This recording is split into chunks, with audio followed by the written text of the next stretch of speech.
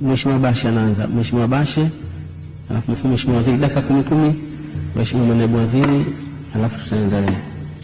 Mheshimiwa Spika, awali ya yote nitumie nafasi hii kumshukuru Mwenyezi Mungu kwa kutupa uhai na kutufikisha siku ya leo kuweza kutimiza wajibu wetu.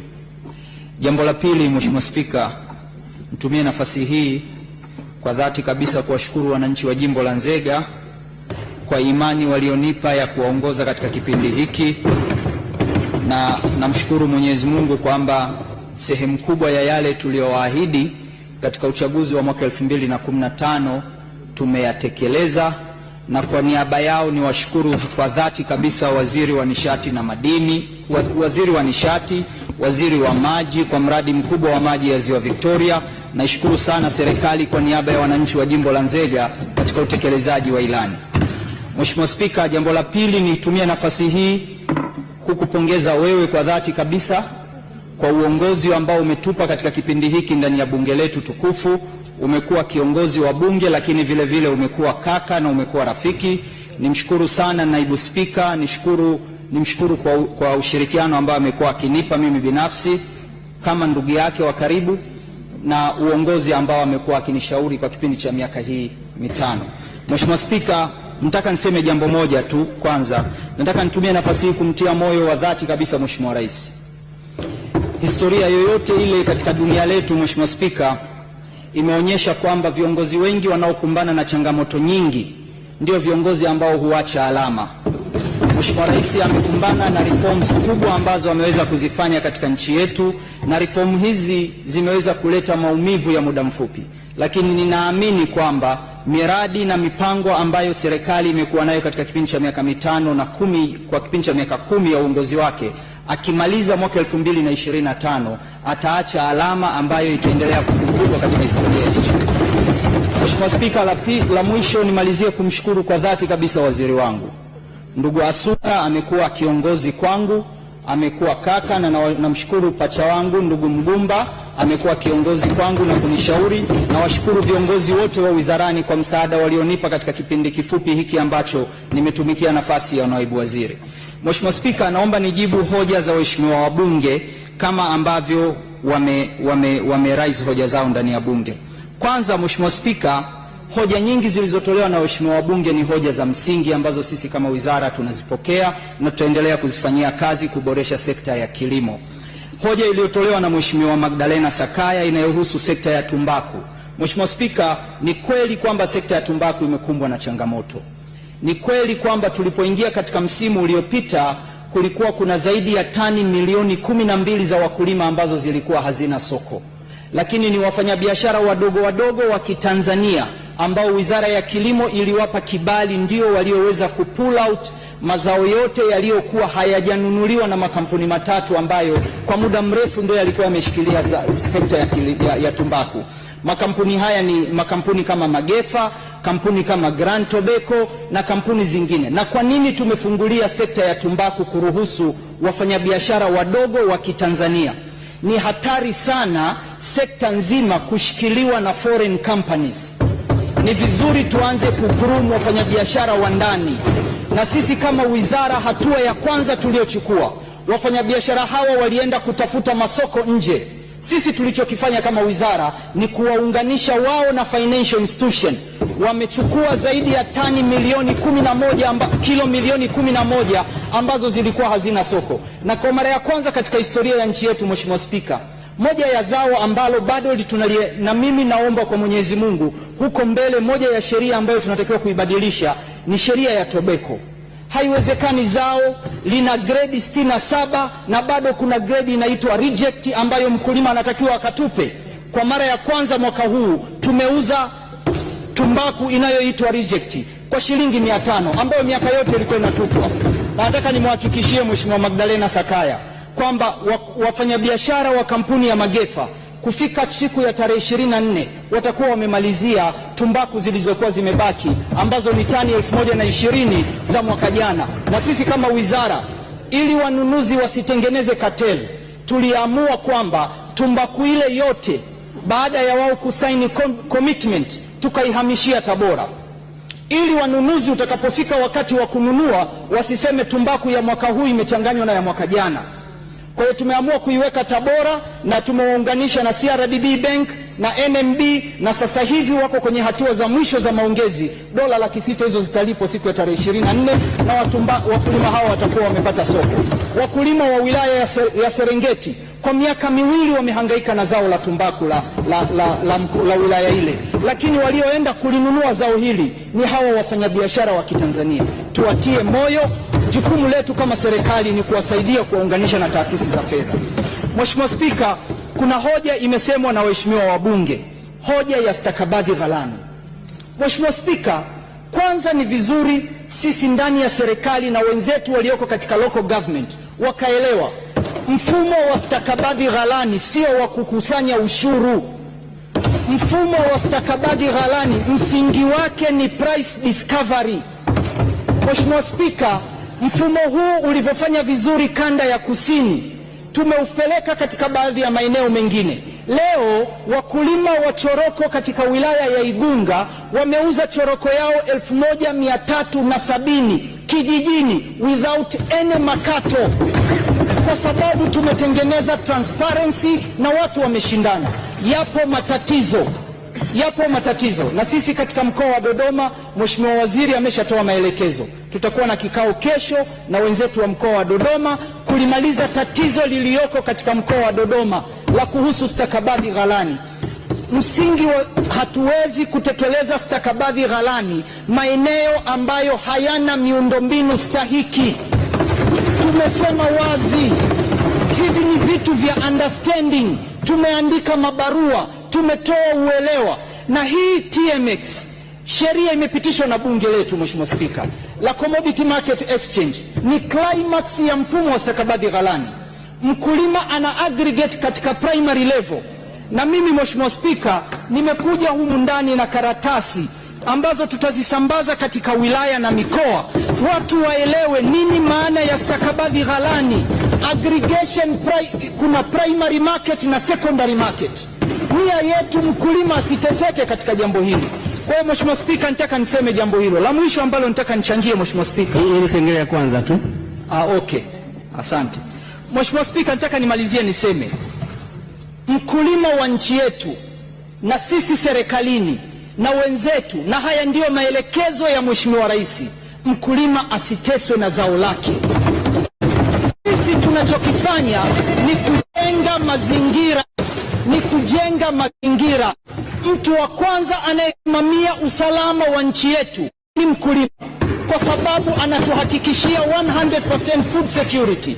Na sisi tulifungua mipaka makusudi ili value for money na value ya time ya mkulima aliyowekeza aweze kupata, na hatutoingilia bei, lakini hatutoruhusu mkulima akanyonywa.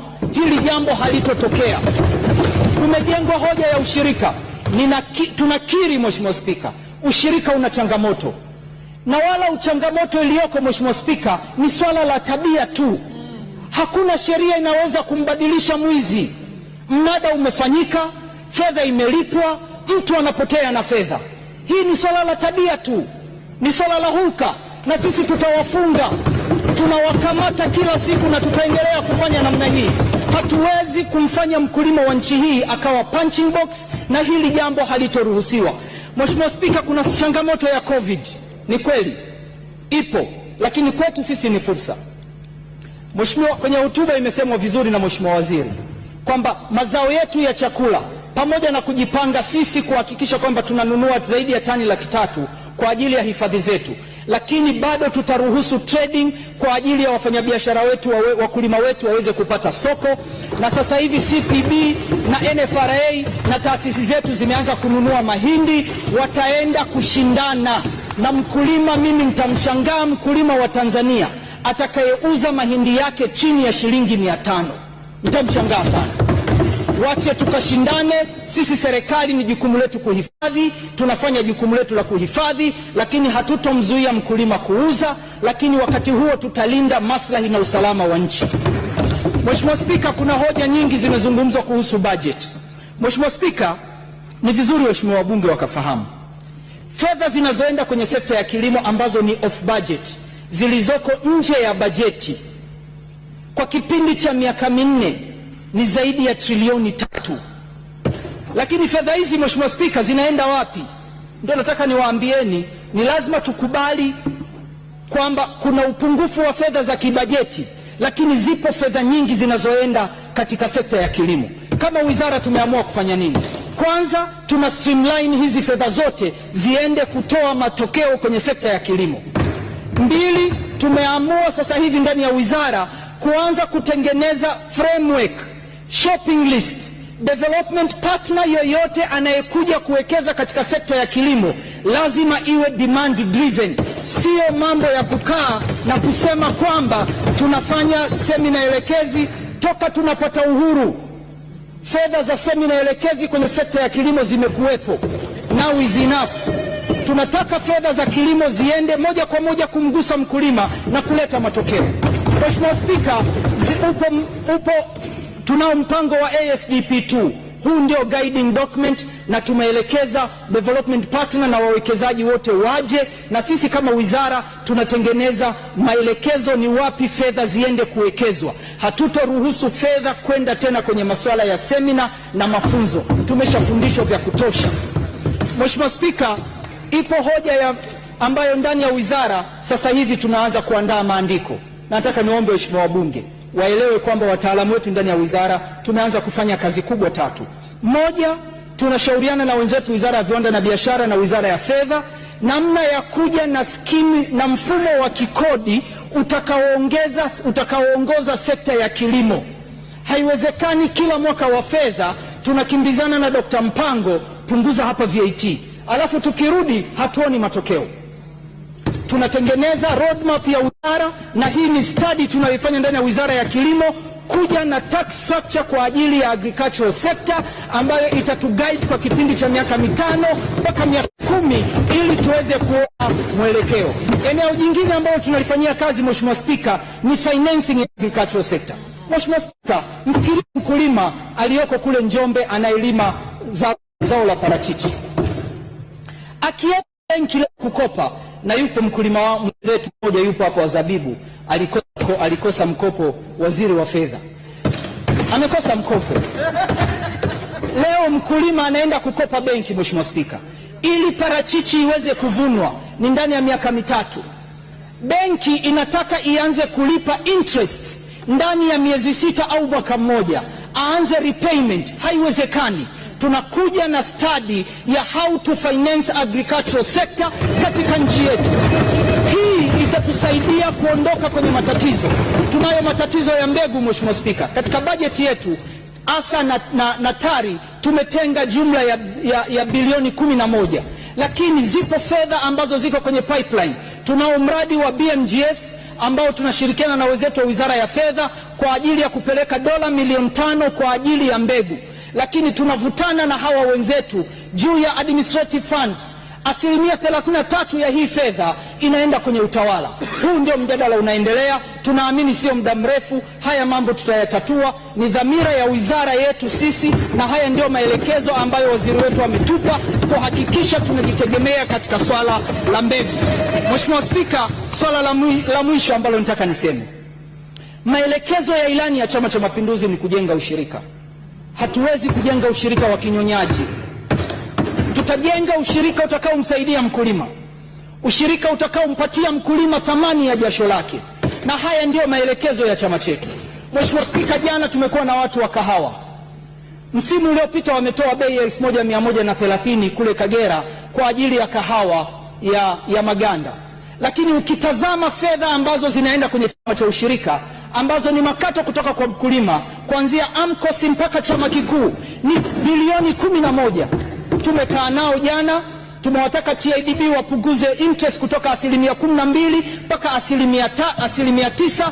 Hizi 3% zirudi kwenye bei ya mkulima, na vile vile kuwapunguza hawa KDCU na KCU bilioni 11 ambayo ni mapato wanayobaki nayo viongozi wa ushirika. Hizi fedha zote zitarudi kwa wakulima, na tunaamini mkulima wa Kagera mwaka kesho atapata kahawa bei yake sio chini ya 2500 mpaka shilingi 2700, ambayo itatokana na fedha zinazotokana na jasho lao. Tunapunguza interest rate kutoka TADB ili fedha hiyo ionekane kwa wakulima. Kwa hiyo Mheshimiwa Spika, nataka niseme kitu kimoja. Dhamira yetu kama Wizara ya Kilimo ni kucommercialize sekta ya kilimo. Kilimo ni biashara na wakulima lazima wapate value yao. Asante sana Mheshimiwa Bashe. Nakushukuru sana Mheshimiwa Naibu Waziri. Asante sana kwa kutupatia vision hiyo ya Wizara ya Kilimo. Mheshimiwa Omar Mgumba, karibu tafadhali. Baada ya hapo Mheshimiwa Waziri mwenyewe. Nashukuru sana Mheshimiwa Spika kwa kunipa nafasi hii. Muda ni mchache, lakini kwanza nikupongeze kama alivyopongeza wenzangu, lakini nianze kumshukuru Mwenyezi Mungu aliyetupa afya na uzima. Nimshukuru Mheshimiwa Rais kwa imani yake kwangu kuendelea kunivumilia kubaki katika nafasi hii ya kumsaidia waziri pamoja na yeye mwenyewe. Mheshimiwa Spika, nianze tu kwanza kumalizia pale ambapo alipoishia Mheshimiwa Bashe kwenye swala la kahawa. Mheshimiwa Spika, katika swala hilo la kahawa ambao kama alivyosema kwamba tumezamiria kumkomboa mkulima hasa kule Kagera wanafahamu vema.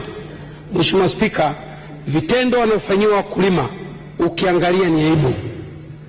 KDCU, KCU walikwenda kununua deni chechefu zaidi ya bilioni 7. CRDB na NMB deni hilo lote wanarudisha wakulima walipe, ndio maana wakulima wanalipa bei ndogo. Na ndio maana tumedhamiria wale wote waliosababisha deni hilo lazima tuwatafute walipe, pamoja na wakulima wamelipa wanalipa bei ndogo siku zote. Hatuwezi hata siku moja wakulima wakatumika kama ni daraja la kuwanufaisha watu binafsi kwa maslahi yao binafsi. Tumesema hatuwezi. Lazima tutasimamia mkulima apate kulingana na jasho lake. Mheshimiwa Spika, la pili, kuna hoja nyingi hapa ambazo zimezungumzwa kuhusu kilimo cha umwagiliaji. Kwanza niwahakikishie waheshimiwa wabunge, tunayapokea mawazo yenu yote mazuri.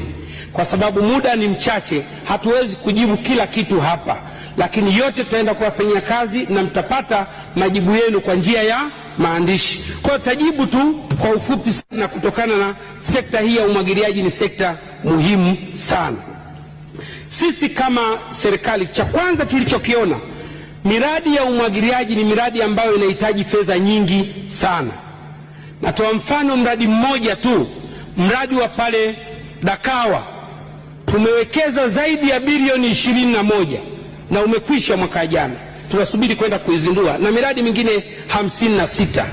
Lakini Mheshimiwa Spika, pamoja na kuwekeza bilioni 21 kwenye mradi huo, wakulima na miradi mingine mingi ya umwagiliaji, wakulima wanalima, baada ya kulima hata ikiharibika pampu wanapiga Wizara ya Kilimo au Wizara ya Fedha tupeleke pale, kitu ambacho ni tofauti hata miradi ile kama ya afya. Hata miradi ya afya tunawekeza vituo vya afya milioni 400, lakini ukienda kutibiwa pale unalipa hata hela ya kumwona daktari shilingi 6000 au unalipia bima ya afya ili upate matibabu hilo. Sasa ili miradi hii iwe endelevu na tuweze kupanua kilimo cha umwagiliaji, lazima tunafanya maboresho, na mtumuunge mkono waheshimiwa wabunge.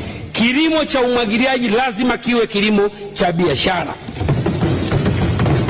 Cha kwanza, sheria inaturuhusu, lazima tuanzishe mfuko wa umwagiliaji wa taifa kwa ajili ya kukusanya fedha kutoka kwenye miradi yote ya umma ambayo tunaruhusiwa kwa mujibu wa sheria, ili kuchangia mfuko huu tuweze kupanua kilimo cha umwagiliaji. Lakini kwa huu utaratibu tunaoenda nao, hatuwezi kupanua kilimo cha umwagiliaji ambao tutahitaji miaka mingine 58 kufikisha hizo hekta milioni 2 ambazo zina uwezekano mkubwa wa kumwagilia hapa nchini. Mpaka sasa tumeendeleza tu hekta 475 kati ya hekta milioni 29 milioni zinazofaa kwa kilimo cha umwagiliaji. Kwa hiyo tutaleta maboresho hayo ili miradi hii yote ya umwagiliaji tuiendeshe kwa mujibu kwa kilimo cha biashara. Tutawekeza lakini wale wataotumia miradi hiyo lazima walipe pango au tozo ya uwekezaji ili serikali ipate mapato kuendelea kupanua kilimo hichi. Hilo ndio itakuwa ni suluhisho la kuweza kupanua kilimo cha umwagiliaji. Lakini sambamba na hiyo, kwa mujibu wa sheria na kanuni, tunatakiwa tukusanye angalau 5% kwenye miradi hiyo ya umwagiliaji kutoka kwenye kipato cha wakulima wa umwagiliaji. Lakini mpaka leo hii hizo hela hazikusanywi, na tumedhamiria kuanzia mwaka huu tunakwenda kukusanya kwa mujibu wa sheria, ili pesa hizo kwa ajili ya uendelezaji, ya usimamizi na utunzaji wa miradi hiyo pia. Mheshimiwa Spika, la pili ambayo nataka kuzungumza hapa kwenye swala hili la magunia. Swala la magunia, nashukuru sana Mheshimiwa Nape, mchango wako tumeuchukua, tutakufanyia kazi, ambayo kulikuwa na changamoto kubwa ya magunia mwaka jana. Lakini nataka niwaeleze waheshimiwa wabunge, magunia haya lilikuwa ni jukumu la mifuko ya kuendeleza mazao kuagiza miaka yote, kwamba ilikuwa ni jukumu la serikali. Lakini baada ya serikali mwaka 2017 kutokana na changamoto ya mfuko ule kuvunja, majukumu yale yalihamishiwa bodi ya korosho. Lakini kwa miaka miwili majukumu yale yalipelekwa kwenye vyama vyetu vikuu vya ushirika waagize wenyewe, kama ulivyosema ushauri wako kwamba tusiweke mtu wa katikati. Hata siku moja vyama vya ushirika hawajawahi kuagiza wenyewe magunia kwa kutoka kwa wazalishaji. Walikuwa wanaagiza kununua kutoka kwa mtu wa katikati, hapo mfanyabiashara, ambao mwaka huu tumesema hapana, lazima magunia aidha tuagize wenyewe serikali au wakulima wenyewe waagize, badala ya kumweka mtu wa katikati. Na natakiwa nitoe mfano mmoja hapa Mheshimiwa Spika, ambao uliokuwa hai, na tujue kwamba wizi gani ulikuwa unafanyika kwa wakulima wa korosho kule Mtwara. Ni unyama ambao uliokuwa unafanyika. Serikali hii ya awamu ya 5 hatuwezi kukubali. Mheshimiwa Spika, gunia moja kuliagiza CF price mpaka ikifika pale Dar es Salaam ni dola 1, ni dola 1000. Dola 1000 ukikokotoa zile ninazo hapa Mheshimiwa. Natoa mfano tu, ukiweka kwenye bei ya 2320 inakuwa sasa dola 1000 sasa na 2320. Import duty dola 1000 mpaka ikifika pale dola 1 tuseme, dola 1 kwa gunia. Lakini import duty ni 580. VAT ukiweka hapo inakuwa 520, na CNF cost 140. Transportation cost kwenda kule Mtwara shilingi 53. Storage shilingi 50.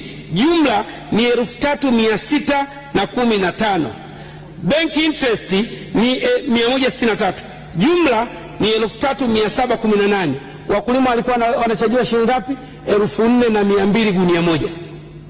Lakini sambamba na hapo, kwa mujibu wa sheria TRA, kama junia lile tunatumia kwa ajili ya kuexport, tunapata exemption. TRA wanapata miaka yote. Hii 500 haipo. Hela zote zilikuwa zinakwenda kwenye matumbo ya watu. Tumesema hapana, haiwezekani kwenda kumnyonya mkulima kiasi hicho, na ndio maana tukasema kama kuna umuhimu wataagiza taasisi ya serikali. Bodi ya nafaka na mazao mchanganyiko ni taasisi tuliyoianzisha kwa ajili ya kufanya biashara kwa ushirikiano na wakulima wenyewe, ili kama kuna punguzo au punguzo lolote la tozo la ushuru iende kwa wakulima ili wakulima wafaidike. Tunafanya haya kwa nia nzuri, kwa sababu baada ya kuona udhaifu mnaoibiwa wakulima wa korosho kule kwa wajanja wachache, tukasema haiwezekani, lazima iende kule kwa wakulima. Ndio maana tunasema tunachukua ushauri wako, lakini nia ya serikali ni nzuri sana, na ili tuondoe pembeni hawa waliokuwa katikati ambao wanashirikiana na vikundi vichache kuwaibia wakulima wetu kule wa korosho Mtwara. La tatu, Mheshimiwa Spika, kuhusu kuyumba kwa bei ya kahawa. Ni kweli bei ya kahawa inayumba sana na bei yake inashuka sana, lakini changamoto kubwa ni kutokana na uzalishaji mkubwa ulioko katika soko la dunia. Mzalishaji mkubwa wa Brazili kwa mfano mwaka jana ameingiza zaidi ya magunia milioni 9 ya ziada katika soko la dunia, kitu ambacho kilisababisha kwamba bei hizo kushuka, lakini pia na wanywaji pia wamebaki wale wale, wazalishaji tumeendelea kuongezeka. Nitoe mfano mmoja, wazalishaji wa kahawa, tunauza kahawa kwa dola milioni 20 tu, bilioni 20 dollars, lakini mzunguko wa biashara ya kahawa ni zaidi ya dola bilioni 200. Kwa unaona mara 10 inakwenda kwenye import country. Sisi tuna export, tunachukua only kama 20%. Nini maana yake? Sisi wenyewe kwanza wa Afrika tunazalisha lakini hatunywi kahawa. Matokeo yake tuna import kahawa sawa sawa na kiwango tunacho export, lakini sisi tunauza kiwango cha bei ndogo kwenye raw form, tunanunua kahawa kwa bei ya juu. Na ndio maana kama serikali, cha kwanza tumeweza kwanza kuhamasisha na kuendeleza kufanya maonyesho mbalimbali ya unywaji wa kahawa hapa nchini, lakini pia na kuingia katika masoko mapya, soko la China, soko la Japan, soko la China, soko la Afrika Kusini na Uarabuni, ambao haya masoko mapya kwa ajili ya unywaji wa kahawa. Kama mnavyofahamu, China ni wenyeji wakubwa wa chai. Sasa hivi ndio tumepeleka kahawa zetu kwa kushirikiana na balozi wetu wa China, ametupa ushirikiano mzuri sana, wanaanza kunywa hapo. Karibuni hivi tutafanya mazungumzo mazuri ili tupanue soko letu la kahawa, ili kuongeza mahitaji ya kahawa duniani, lakini soko letu liweze kupata bei nzuri. Vile vile tumewaalika, tumefanya maonyesho hapa Zanzibar kama miezi 4 iliyopita, mwanzoni mwa Januari, ili kualika makampuni makubwa haya kutoka nchi hizo za wanywaji wapya na wale masoko yetu ya asili, ili kuja kuona muonjo wa kahawa yetu, kwa sababu wakati mwingine tunapouza kule kahawa yetu inapoteza uasilia, tunauza kwa watu wengine. Wameipenda na imani yetu kwamba tutaendelea kuongeza masoko, na tukiongeza masoko mahitaji yataongezeka, matokeo yake na bei pia itaongezeka. Lakini sambamba na hilo, tukafanya maboresho, minada kuweka kwenye kanda zetu zote zile za wazalishaji wa kahawa. Leo hii tuna mnada wa kahawa kanda ya Ziwa kule Kagera, tuna mnada wa kahawa Ruvuma, tuna mnada wa kahawa Songwe, tuna mnada wa kahawa Kilimanjaro. Yote hii kuwapeleka wanunuzi karibu na wakulima ili kuweza kutoa bei nzuri zaidi. La mwisho katika kuboresha hilo, mwaka huu tunakutoa mwongozo, lazima tuboreshe mfumo wa masoko yetu haya ya minada. Kama alivyosema Dr. Kikwembe, lazima tuweke level 2 za masoko. Tuwepo level ya kwanza minada ya masoko ya ndani, na la pili tunakuwa na mnada kwa ajili ya kuexport nje.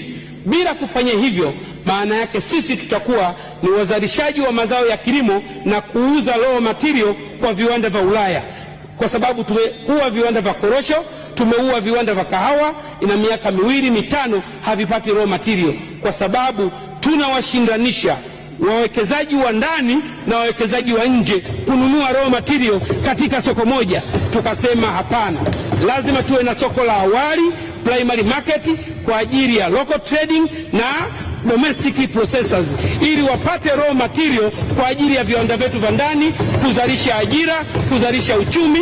Baadaye sasa tunakwenda kwenye mnada wa pili, secondary market, kwa ajili ya export. Pale wataruhusiwa only for export. Wakati huo tuna uhakika viwanda vyetu vya ndani vina raw material, tumetengeneza ajira. Kwa hiyo tunaomba mtuunge mkono, nia ni nzuri, lakini pia kujenga biashara na kujenga uchumi. Wale wa Mtwara mtakubaliana na mimi, miaka ile ya Mtwara tulipokuwa na biashara ambayo ile na masoko ya awali, uchumi kule ulikuwa ni mkubwa sana. Guest zinajaa, hoteli zinajaa, shughuli za uchumi zinafanyika, bodaboda zinafanyika. Lakini leo hakuna shughuli zote hizo. Ukienda Mtwara wala upigi simu, chumba unakikuta, unaambiwa uchague vingapi. Lazima turudishe hali ile, tuweke masoko ya awali kwa ajili ya kuchangamsha uchumi ndani ya nchi, alafu tuwe na soko la upili kwa export kwa ajili ya huko watu wa duniani washindane. Lengo, tunataka tuimarishe uchumi wetu ndani ya nchi yetu. La mwisho kuhusu sukari. Mheshimiwa Spika, naomba univumilie kidogo, kwa sababu sukari ni changamoto hapa nchini. Ndio waheshimiwa wabunge wajue mipango ya serikali tuliyokuwa nayo kwa ajili ya kuboresha zao hili la sukari. Mheshimiwa Waziri ameshasema vya kutosha na atakuja kufunga hoja wakati anapofanya majumuisho, lakini mipango tuliyokuwa nayo, tuna mipango ya muda mfupi na tuna mipango ya muda mrefu. Sababu kubwa ambayo iliyotokea kama mnavyofahamu, sababu kubwa kwamba moja ni mabadiliko ya hali ya hewa. Mvua hizi kwamba zimekuwa ni nyingi mno, na kwa siku zote viwanda vyetu tunavifunga mwezi wa 3 kwa ajili ya kupisha matengenezo, lakini kutokana na mvua nyingi mwaka huu viwanda hivi vimefungwa mapema tangu mwezi wa kwanza, kwa sababu mashamba yamejaa maji, lakini pia barabara za kwenda mashambani kuvuna miwa zimeharibika. Lakini tatu, kiwango cha sukari kwenye miwa kimepungua sana. Kwa hiyo lazima vilikuwa vifungwe mapema, lakini serikali tuliona hilo, tukaagiza, tukawapa vibali zaidi ya tani 40,000 kuagiza, na sukari sasa ikaanza kuingia. Kwa bahati mbaya sana, wakati inaanza kuingia ndio tukakumbana na hii corona. Matokeo yake zile nchi ambazo tulizoagiza wakawa na lockdown, matokeo yake zile meli zilifanya cancellation. Kwa hiyo matokeo yake zinakuja kidogo kidogo. Lakini pamoja na hivyo, sababu ya tatu ni wafanyabiashara ambao sio waadilifu, ambao wameficha sukari kwa lengo wanaojua wao la kujitajirisha wao wenyewe. Mheshimiwa Spika, nikuhakikishie tumeshaanza kuchukua hatua, na wengine tushawakamata, na tutamlinda mlaji na tutamlinda mkulima. Kwa sababu gani? Sukari inayozalishwa hapa nchini ina gharama kubwa zaidi kuliko sukari inayozalishwa nje ya nchi, kutokana na teknolojia za wenzetu ni kubwa. Kama sukari tulizozalisha nchini tumeweza kuuza bei 2,200 mpaka 2,600, kwa nini sukari ya kutoka nje ambayo imezalishwa kwa gharama nafuu ili iuzwe kwa shilingi 4,000? Tulikaa nao, tumeweka zile bei zote, hatukuzitoa kichwani, na bei ilikuwa inatakiwa iuzwe shilingi 3,000 maximum, lakini tukaenda mpaka 3,200. Huu ni unaofanyika, hatuwezi kukubaliana nao. Ombi langu kwa wananchi, ombi langu kwa Watanzania, mtupe ushirikiano ulinzi na usalama kwenye ngazi yako. Tunaye mwenyekiti wa kijiji, tunaye mtendaji wa kata, tunaye mkuu wa wilaya, tunaye mkuu wa mkoa. Wote hao tuko kazini kwa ajili ya kuwaficha hawa wafanyabiashara ambao ni mafisadi wanataka kumuumiza mlaji. Asante sana Mheshimiwa Spika, naunga mkono hoja. Asante sana. Hakika Mheshimiwa Bunge tutakubaliana